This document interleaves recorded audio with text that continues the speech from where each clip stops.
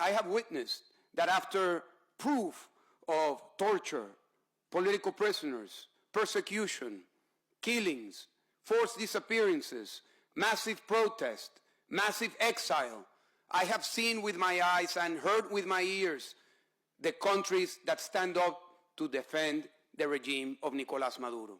I have seen Iran, China, Eritrea, Zimbabwe, Uganda, North Korea, going one after the other, just supporting the atrocities committed by the regime of Nicolás Maduro. And it's like an orchestra. When they come here and reports are presented, they support each other. We need to make the distinction between the people that make the reports, the NGOs, the professionals that go to the ground and risk their lives. Many of them work for the UN.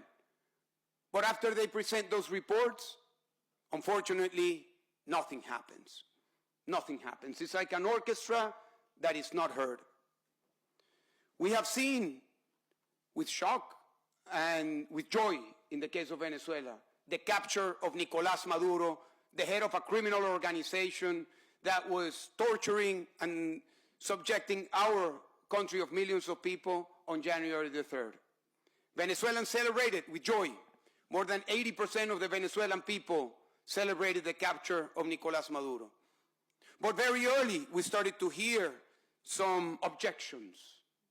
Objections with words that become common in these halls. Objections saying that was done capturing a criminal responsible for thousands of people being killed, disappearances, thousands of people being sent to prison, massive exile, saying that his capture was a war crime. We also heard objections saying that what happened in Venezuela was a violation of sovereignty. A violation of sovereignty in a country that a year and a half ago celebrated the most sacred of all sovereignties, which is the sovereignty of the people. It's bewildering to hear people talk about sovereignty of a dictator and not defending the sovereignty of the people that voted, and we were able to prove that those were the results, and then they defend the stability of the dictator. We have heard claims about international law. People nervous about breaking the international law because of the capture of a dictator, of a criminal. The international law that did not support millions of Venezuelans while they were being victims of the crimes committed by Nicolás Maduro and his regime. So unfortunately, this international structure, these international laws, these international and multilateral buildings are not delivering to the people. They are certainly not delivering to the voices sitting here in this room today. And we have heard once and again from one country to the other that we are frustrated because it's only words, it's only paper, it's only tears, but no action. The world requires action. And we got action in Venezuela. And we celebrate that action. We celebrate the action led by the United States. And let me tell you something that might be shocking to many. More than 60% of the people in Latin America, not Venezuela, of Latin America, celebrate the capture of Nicolás Maduro. So something is happening. Something is happening. Maybe people are not listening, but the people that maybe 10 or 20 or 30 years ago had flags against the United States, today they were celebrating that Nicolás Maduro was captured. Iranians celebrated. I was in a call that day with my friend Bobby Wine. He was in the middle of an election. He called me. He was in his rally. And he said, let's go live. We went live.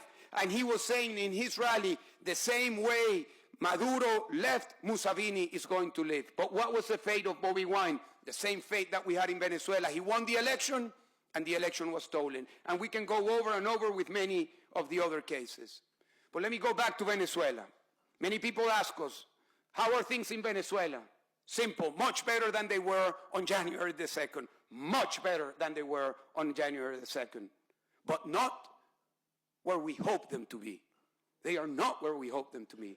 Because for years, we have been fighting for an idea that for some, it's theoretical.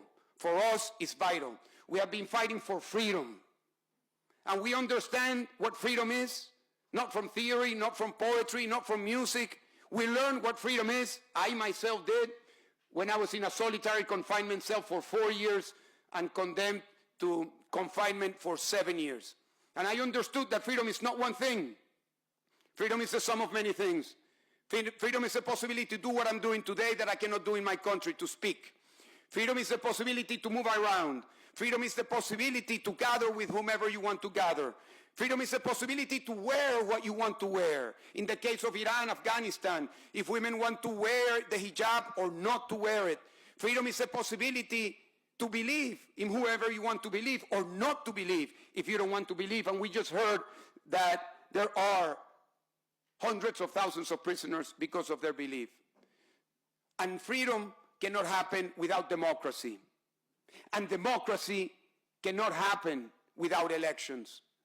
So what we hope for, and what we are fighting for, and what we will deliver to the people of Venezuela, and what is the main responsibility of the Venezuelan leadership led by the legitimate elected president Edmundo González Urrutia, and the legitimate leadership of Maria Corina Machado, is to go to the people through a free and fair elections for the Venezuelan people to make that transition to democracy.